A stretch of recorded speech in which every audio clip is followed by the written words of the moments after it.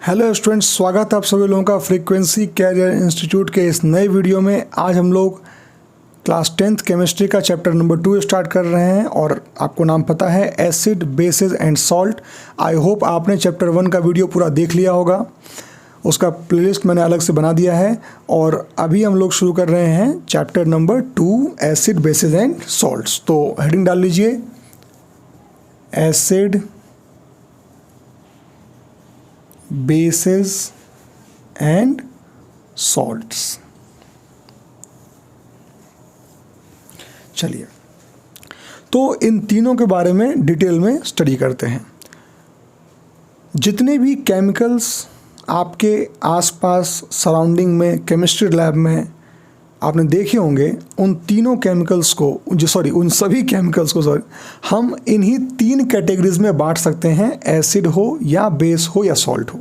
इसके अलावा वो और कोई रूप नहीं रख सकते, वो इन्हीं तीनों में से कोई ना कोई होंगे। तो all the chemicals around us can be classified into 3 categories. यहीं से शुरू करते हैं हम लोग इसको, लिख लीजिएगा।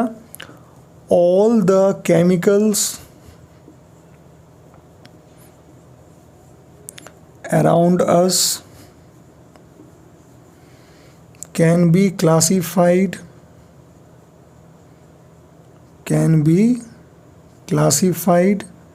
into 3 categories। और वो कौन कौन से हैं? एसिड्स, बेसेस और तीसरा क्या है? सॉल्ट्स। ठीक है जी। इसमें हम लोग सबसे पहले एसिड्स को लेके स्टडी करते हैं और समझते हैं कि वो क्या होता है। तो पहला दिन क्या डालेंगे हम लोग कि भाई एसिड्स क्या होता है। तो जब भी कभी किसी बच्चे से पूछा जाता है कि एसिड क्या होता है, तो वो सीधे उसके टेस्ट के बारे में बताना शुरू कर, सर खट्टा होता है, सर ये होता है, सर वो होता है। भाई सर वो प्रॉपर्टीज़ है उसकी, है ना। आपको पहले उसका डेफिनेशन पता होना चाहिए। तो इसका डेफिनेशन नोट करेंगे कि एसिड्स आर दोज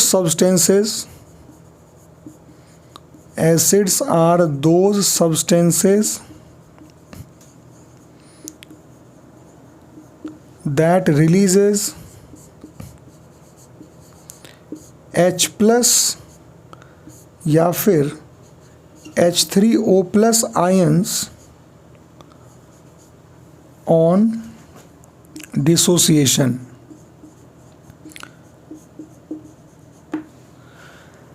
जब भी कभी किसी सब्सटेंस को डिसोसिएट होने का मौका मिले, जब उसको वाटर के साथ हम रिएक्ट कराते हैं तो वो डिसोसिएट होता है, वो टूटता है 2 पार्ट्स में। तो एसिड्स वो सब्सटेंस होते हैं जो कि ये दोनों आयंस को रिलीज करते हैं, H+ या H3O+। थोड़ा इसको डिटेल में समझते हैं। यहाँ देखिए, जैसे मान लो कि एक कंटेनर है, इस कंटेनर में कोई, वैसे यहाँ वाटर मानेंगे पहले तो, क्योंकि आपको भी पता नहीं है कि हम किस में किसको मिलाते हैं। तो वाटर में हमेशा एसिड को मिलाया जाता है। तो मान लो यहाँ वाटर था और यहाँ एसिड का 1 ड्रॉप मिला दिया गया, सपोज HCl मिला दिया गया। तो जब HCl मिलाते हैं तो क्या होता है, HCl 2 टुकड़ों में टूट जाता है। पहला टुकड़ा इसमें बनता है क्या, H+ और दूसरा क्या बनता है, Cl-। तो वो H+ यहाँ रहता है और Cl- यहाँ रहता है इसमें। तो आपने जब इसमें HCl डाला, आपको जब पता ही नहीं था कि वो एसिड है कि बेस है, लेकिन आपने इसमें क्या किया, आपने HCl डाला और HCl के डालते ही क्या हुआ, इसमें H+ बाहर निकला। तो H+ निकला, आपने क्या बोला, अरे सर ने पढ़ाया था जिसमें से H+ निकले वो क्या होता है, वो एसिड होता है। तो पक्का जो डाला था वो एसिड था, ये हो गया। लेकिन देखो, ये H+ जो निकलता है ना, इस H+ के चारों ओर वाटर वाटर वाटर वाटर है। तो ये H+ जो निकला, ये वाटर के साथ मिक्स हो जाता है, ऐड हो जाता है। H2+ H क्या हो गया, H3 और O हो गया, और प्लस का प्लस, तो वो H3O+ बन के बाहर निकलता है। और इस H3O+ को क्या बोलते हैं, हाइड्रोनियम आयन। क्या बोलते हैं इसको हम लोग, हाइड्रोनियम आयन। ठीक है। तो ध्यान रखिएगा इस बात को, बहुत सिंपल सी बात है कि एसिड इसको बोलेंगे वो केमिकल सब्सटेंसेस जिसको कि हम अगर डिसोसिएट करें तो वो H+ आयन यानी कि H3O+ आयन, दोनों एक ही बात है, रिलीज करे एसिड बोलते हैं। अब इसके बाद हम इसके कुछ एग्जाम्पल्स देख लेते हैं, जैसे कि HCl हो गया, हाइड्रोक्लोरिक एसिड, फुल नाम नोट कर लीजिएगा, H2SO4 that is sulphuric acid, ठीक है। उसके बाद HNO3 that is nitric acid, और ETC, ऐसे बहुत सारे एसिड्स होते हैं। एसिड्स के बारे में थोड़ा बताता हूँ, आप इसको नोट कर सकते हैं या समझ सकते हैं कि एसिड के अलग अलग टाइप्स होते हैं on the basis of source के अकॉर्डिंग कि कहाँ से बने हैं। एसिड के दो टाइप होते हैं, एक होता है मिनरल एसिड, एक होता है ऑर्गेनिक एसिड। जो एसिड हमें प्लांट से मिलते हों या एनिमल से मिलते हों, उसको क्या बोलते हैं हम लोग, मतलब नेचुरल चीज़ों से मिलते हों, क्या बोलते हैं उसको हम लोग, दे आर ऑर्गेनिक एसिड्स। जैसे प्लांट से एसिड कौन कौन मिलता है बताइए, जो नींबू है, एप्पल हो गया, मैलिक एसिड होता है, नींबू में साइट्रिक एसिड होता है, टेमरिंड टाइटरिक एसिड होता है, तो उसको क्या बोलते हैं, ऑर्गेनिक एसिड। जबकि मिनरल से मिलने वाले एसिड को क्या बोलते हैं, मिनरल एसिड। जैसे कि ये 3 हैं यहाँ पे, ये कैसे हैं, दे आर मिनरल एसिड्स, ठीक है। सोर्स के अकॉर्डिंग 2 टाइप के हो गए एसिड्स। उसके बाद एसिड के स्ट्रेंथ के हिसाब से 2 एसिड होते हैं, एक होता है स्ट्रॉन्ग एसिड, एक होता है वीक एसिड, ठीक है। फिर वाटर प्रेजेंस के हिसाब से एसिड 2 टाइप के होते हैं, डाइल्यूट एसिड और कंसनट्रेटेड एसिड, ठीक है ना।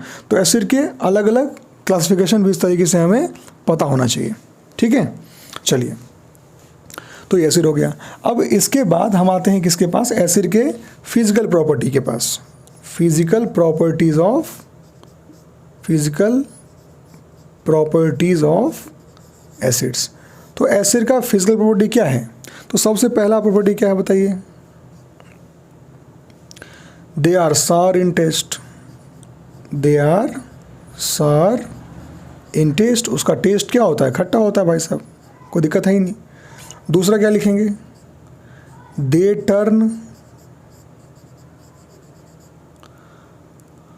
Blue litmus red, they turn blue litmus red. देखो ब्लू रेड कर दिया मैंने। याद कैसे रखोगे, रेड मतलब खतरा और एसिड खतरनाक, तो ब्लू को क्या करता है, रेड में कन्वर्ट कर देता है, ये भी लिख लिया हमने, ठीक है। तो ये एसिड के क्या हैं, फिजिकल प्रॉपर्टीज़ हैं कि टेस्ट खट्टा होता है और वो क्या करता है, ब्लू को रेड में कन्वर्ट कर देता है, और ये एसिड का हो गया डेफिनेशन। चलिए, अब आते हैं हम लोग किसके पास, एसिड के केमिकल प्रॉपर्टीज़ के पास। तो हेडिंग लिखेंगे chemical properties of acids, chemical properties of acids. तो भाई एसिड के केमिकल प्रॉपर्टीज़ क्या क्या हैं, तो सबसे पहला जो केमिकल प्रॉपर्टी में पढ़ना है वो है reaction with metals, reaction with metals. Metals से रिएक्ट होने के बाद उनका क्या प्रॉपर्टी, यहाँ से आप क्या होता है, यहाँ से आप प्रोडक्ट बनाने का जो सफ़र है वो चालू कर सकते हैं कि आपको प्रोडक्ट में क्या लिखना है वो आप यहाँ से सीख सकते हो थोड़ी देर के लिए। तो समझते हैं इसको। जैसे मान लीजिए कि इसका जो फॉर्मेट है वो फॉर्मेट ये कहता है कि अगर कभी आप एसिड कोई किसी मेटल को, या ऐसे लिख लो एसिड को, डाइल्यूट एसिड को, रुको एक मिनट, जनरल फॉर्मूला क्या होता है, that acid plus metal gives metal salt plus hydrogen gas, the acid should be dilute, DIL। देखो दिल भी आ गया, GF भी आ गया, दोनों आ गया है ना। तो DIL क्या है, डाइल्यूट एसिड है, जिसमें पानी ज़्यादा हो और एसिड कम हो, ठीक है। चलिए इसका एग्जांपल देख लेते हैं। मान लो हमने क्या किया, मेटल ले लिया जिंक और एसिड क्या ले लिया, HCl। इन दोनों को रिएक्ट कराएंगे तो मेटल सॉल्ट बनेगा। देखो कैटायंस एनायंस मैंने केमिकल रिएक्शन के सबसे फर्स्ट पार्ट में रख रखा है, वहाँ पहुँच के देखिएगा वीडियो को, ठीक है ना, तो आपको मिल जाएगा। यूट्यूब पे डाल दीजिएगा chemical reaction and equation frequency carrier, तो वहाँ से आपको वो वीडियो मिल जाएगा, कहीं से भी आप ला सकते हैं। ठीक है, जैसे कि देखो जिंक और HCl। अब यहाँ आपको कैटायंस एनायंस पकड़ना चाहिए। कैसे? तो जिंक पे चार्ज प्लस होता है, H पे प्लस है और Cl पे माइनस है, तो प्लस हमेशा किससे मिलेगा? माइनस से मिलेगा। तो जिंक मिला किससे? Cl से। तो जिंक और Cl का जो कंपाउंड बनता है वो ZnCl2 बनता है। और H अकेला है, लेकिन H अकेला बाहर निकलेगा नहीं, बाहर हमेशा किससे निकलता है? H2 से निकलता है। देखिए रिएक्शन तैयार आपके सामने। This is metal salt plus H2। चलो एक और एग्जाम्पल देख लो। मान लो कि मैंने लिया यहाँ पे क्या? कैल्शियम ले लिया, कैल्शियम प्लस H2SO4 कर दिया। बताइए क्या बनेगा? कैल्शियम क्या होता है? प्लस होता है, H2 प्लस का हो गया, SO4 माइनस का हो गया, तो प्लस मिला इससे। तो कैल्शियम और H2, कैल्शियम के साथ सल्फेट मिला, क्या हो गया? कैल्शियम सल्फेट हो गया और साथ में H2 बाहर निकल गया। देखिए, तो ये रिएक्शन इस बात को प्रूफ करता है कि जब भी कभी मेटल रिएक्ट किससे करेगा? डाइल्यूट एसिड से, तो क्या बनेगा? Metal salt plus hydrogen gas. ठीक है, इसके बाद हम लोग इसके दूसरे केमिकल प्रॉपर्टी पे आते हैं, और वो प्रॉपर्टी है रिएक्शन विथ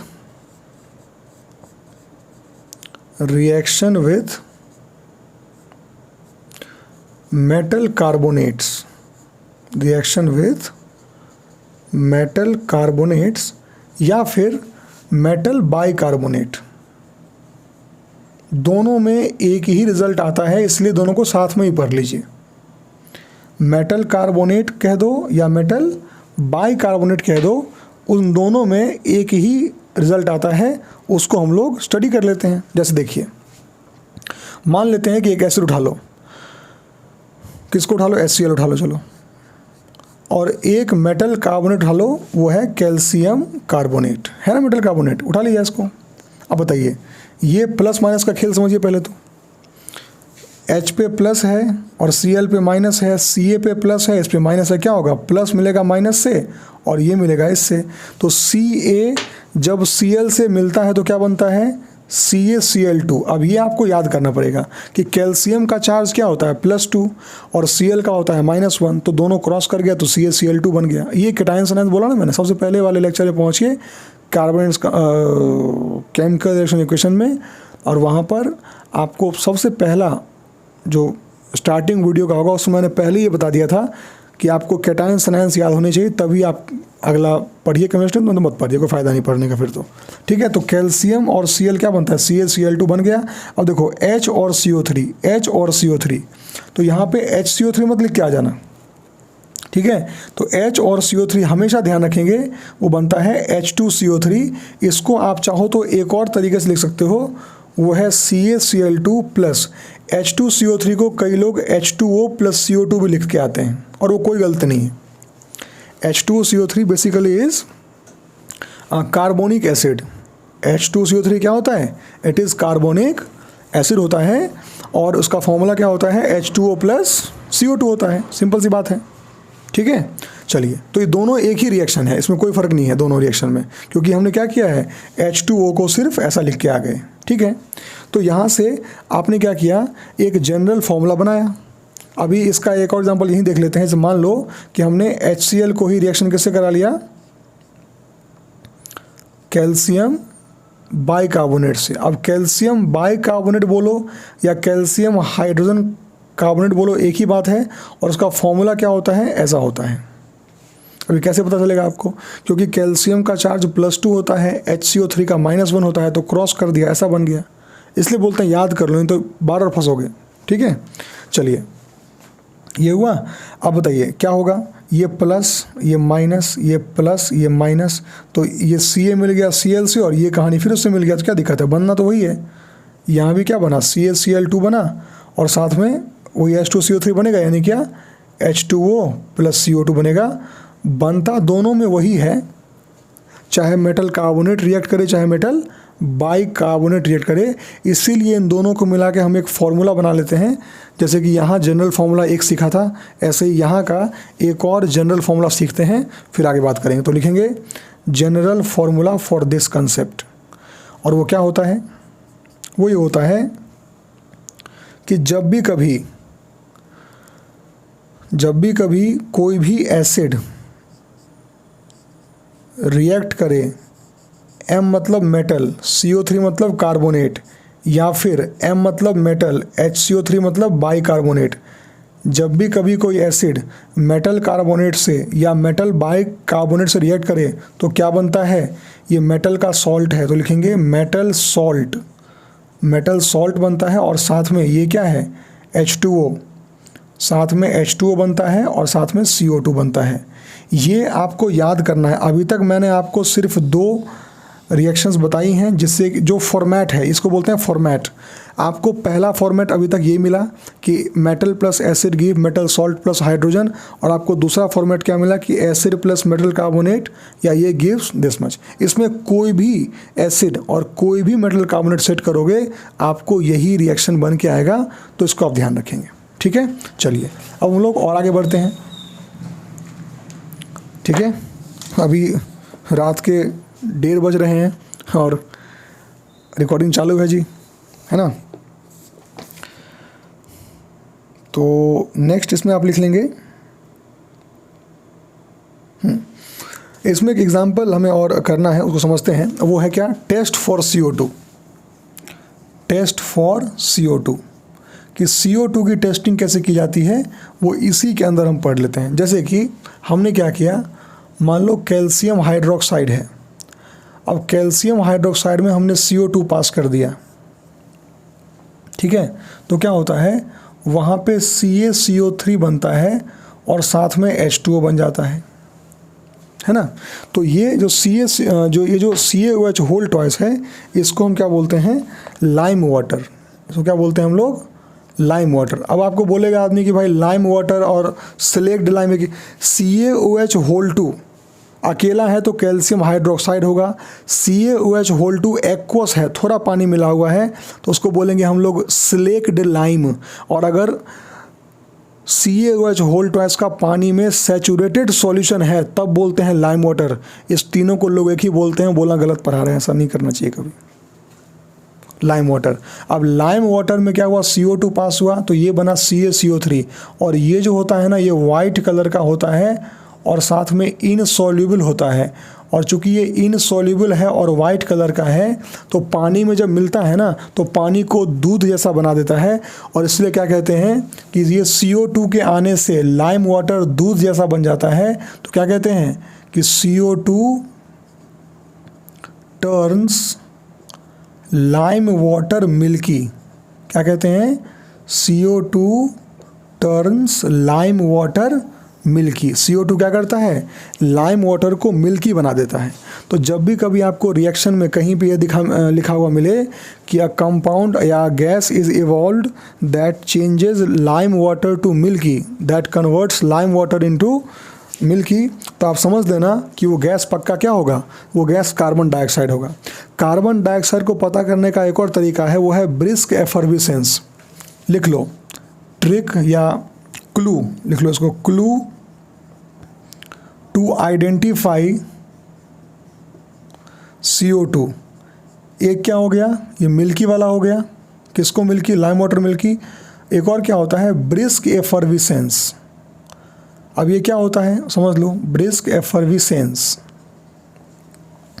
जैसे कि हम लोग कैसे समझाऊं मैं आपको, पानी गर्म करते हैं, जब पानी बहुत गर्म हो जाता है उसमें बुलबुले बनने शुरू हो जाते हैं ना। जैसे चाशनी गर्म करो उसमें बहुत सारे बुलबुले बन जाएंगे, तो वो जो किसी भी वाटर के लेयर पे जो बहुत सारे ऐसे नहीं बुलबुले बन जाते हैं इस तरीके से, उसी को बोलते हैं ब्रिस्क एफर्विसेंस। तो जब भी कभी ब्रिस्क एफर्विसेंस लिखा हो तो समझ लेना कि वहाँ पे कार्बन डाइऑक्साइड है ना। और जब भी कभी लाइम वाटर टर्न्स मिल्की लिखा हो तो भी समझ लेना कि वहाँ कार्बन डाइऑक्साइड ही है। इसका एक और चलो क्लू बता देता हूँ मैं आपको, clue for H2, clue for H2 hydrogen निकाला, उसके लिए क्लू क्या है, वो है क्या बोलते हैं उसको, मैं नाम भूल रहा हूँ यार, तो ये क्या हो गया, अरे एक मिनट, हाँ पॉप साउंड। क्या होता है, पॉप साउंड। पॉप साउंड क्या होता है, जैसे कि किसी टेस्ट ट्यूब से जैसे H2 निकल रहा है, आपको चेक करना है क्या, उस टेस्ट ट्यूब के आगे एक लाइटर डाल दो, एक माचिस मतलब मैच स्टिक डाल दो तो चटपट चटपट चटपट आवाज़ कर, ऐसे नहीं देखा कि वो गरम तेल में जीरा डालो तो चटपट आता है ऐसे, तो वही चटपट चटपट करता है, उसको बोलते हैं पॉप साउंड बोलते हैं। तो जब भी कभी लिखा हो कि पॉप साउंड इज़ ऑब्जर्व्ड, कहाँ गया, यहाँ देखो H2 निकल रहे हैं, बोलेगा पॉप साउंड इज़ ऑब्जर्व्ड, तो 100% गैस कौन सा होगा, H2 होगा। और जब भी कभी बोले लाइम वाटर टर्न्स मिल्की या ब्रिस्क एफर्विसेंस, तो समझ लेना गैस कौन सा होगा, CO2 का। ये टूल्स हैं यार, एक क्वेश्चन में काफ़ी हेल्प करता है आपको, तो हो गया। अब देखो लेकिन यहाँ दिक्कत क्या आती है, एक चीज़ समझना कि अगर इसी में ये CA2 क्या है, लेस अमाउंट में है, कम अमाउंट में है, अगर इसी कैल्शियम हाइड्रोक्साइड में हम CO2 को एक्सेस में पास कर देंगे, ज़्यादा अमाउंट में पास कर देंगे, तो क्या हो जाएगा, यहाँ पे कैल्शियम कार्बोनेट ना बन के यहाँ कैल्शियम बाइकार्बोनेट बन जाता है, और वाटर तो वाटर ही है। ये जो बनता है ना, ये वाटर में सॉल्यूबल होता है, और जो चीज़ वाटर में सॉल्यूबल होता है वो आपको मिल्कीनेस नहीं देगा, तो क्या लिखते हैं, मिल्कीनेस डिसअपीयर। क्या लिखा हमने, मिल्कीनेस डिसअपीयर, मिल्कीनेस गायब हो जाता है, डिसअपीयर हो जाता है, ठीक है। तो ये बहुत इंपॉर्टेंट बात है कि अगर हमने थोड़ा सा CO2 पास किया तो वो मिल्की बन गया, ज़्यादा CO2 पास कर दिया, एक्सेस में पास कर दिया, तो वहाँ पे कंपाउंड बन गया कौन सा, कैल्शियम बाइकार्बोनेट यानी कैल्शियम हाइड्रोजन कार्बोनेट, एक ही बात है। और इसकी वजह से क्या हुआ, वो चूँकि उसमें सॉल्युबल हो गया तो आपको मिल्कीनेस दिखाई देगी ही नहीं, और उस कंडीशन में वो एक क्रिस्टल क्लियर लिक्विड दिखता है। इसका जादूगर इस्तेमाल करते हैं, एक टेस्ट ट्यूब लेते हैं, उसमें भरते हैं लाइम वाटर, लगता है पानी, बोलते हैं देखो इसको फूंक के हम बना देंगे दूध की तरह, और फूंकता है तो दूध बन जाता है, क्योंकि फूंकने में जब हम ब्रीद आउट करते हैं उसमें CO2 ज़्यादा होता है, तो वो उस लाइम वाटर को मिल्की बनाता है। फिर कहता है कि मैं वापस से इस दूध को पानी बना दूंगा, दोबारा फूकता है, तो दोबारा जब फूका तो उसमें क्या हुआ, CO2 कंटेंट ज़्यादा बढ़ गया। पहले से CO2 मिल गया था, उसमें और CO2 डाल दिया तो क्या हुआ, अब वो ये बन गया SCO3 बन गया, वापस से मिल्कीनेस गायब हो गया। तो इसका इस्तेमाल वो लोग करते हैं, ठीक है। चलिए अब इसके बाद हम लोग इसका लास्ट केमिकल रिएक्शन पढ़ लेते हैं, वो है रिएक्शन विथ मेटल ऑक्साइड। फिर हम इस पार्ट को यहाँ पर क्लोज करेंगे, बेसिस पढ़ेंगे हम लोग अगले लेक्चर में, ठीक है। तो नोट कर लीजिए, नेक्स्ट पहला प्रॉपर्टी था reaction with metals, then reaction with metal carbonates. 2 फॉर्मूले मैंने पढ़ाया आपको, ये कंडीशन पढ़ाया एक्स्ट्रा मैंने आपको, इंपॉर्टेंट है एग्जाम पॉइंट ऑफ व्यू से। और तीसरा जो प्रॉपर्टी आप नोट करेंगे एसिड का, वो लिखेंगे reaction with metal oxides, reaction with metal oxides. तो मेटल ऑक्साइड से जो रिएक्शन होगा वो कैसा होगा समझते हैं। जैसे कि हमने पहले एग्जांपल से करते हैं, आगे बात करें। मान लो कि हमने एसिड उठा लिया HCl, और उसको क्या किया हमने, कैल्शियम ऑक्साइड जो कि एक मेटल ऑक्साइड है उससे मिला दिया। देखो तो ये क्या है, ये प्लस है और ये माइनस है, ये प्लस है ये माइनस है, तो हमेशा क्या होगा कि ये मिलेगा इससे और ये मिलेगा इससे, ठीक है। तो Ca मिलेगा Cl से, क्या बनेगा, CaCl2 बन जाएगा, और ये H मिलेगा उससे तो क्या बन जाएगा, H2O बन जाएगा, है ना। तो अब बताओ इसका जनरल फॉर्मूला क्या होगा। तो क्या होगा, जब भी कभी कोई एसिड किससे मिल जाए, मेटल ऑक्साइड से मिल जाए, तो क्या बनता है, मेटल सॉल्ट तो बनेगा ही बनेगा, और साथ ही साथ क्या बनेगा, वाटर भी बनेगा। ये हो गया आपका एक और जनरल फॉर्म। मैंने आपको आज 3 जनरल फॉर्म बताए, जिससे कि आप प्रोडक्ट याद रखना सीख सकते हो, जो इससे पहले आपने कभी नहीं सुना होगा। चैप्टर 1 में आपने सुना ही नहीं कभी, आपको वहाँ पे प्रोडक्ट याद करना पड़ता था, बट यहाँ पे आपको सिर्फ ये पता होना चाहिए, फॉर्मेट अपने आप आपको प्रोडक्ट बना के देगा। कोई भी एसिड हो, वो अगर मेटल ऑक्साइड से रिएक्ट करता है तो 100% मेटल सॉल्ट बनेगा और एक और वाटर बनेगा। इसका हम एक और एग्जांपल कर लेते हैं, जैसे कि हम एसिड ले लेते हैं H2SO4 और यहाँ ले लेते हैं MgO। बताइए क्या होगा, Mg मिलेगा SO4 से तो क्या बन जाएगा, MgSO4। अब ये कैसे बनता है, इसके लिए आपको कैटायन साइंस पढ़ना पड़ेगा, बार बार बोलता हूँ, है ना, क्योंकि Mg का +2 होता है, SO4 का -2 होता है। और साथ में देखो H मिलेगा, O से क्या बन जाएगा, H2O बन जाएगा। प्रोसेस देखो वही है ना, मेटल सॉल्ट वाटर, वाटर तो पहले लिख दिया करो क्योंकि वाटर तो बनना ही बनना है, बैलेंस बाद में कर लेंगे इसको। तो यहाँ हमारा क्या होता है, केमिकल प्रॉपर्टीज़ ऑफ एसिड खत्म होता है। अगले क्लास में हम बेस को स्टडी करेंगे, ठीक है। Thank you so much, bye bye.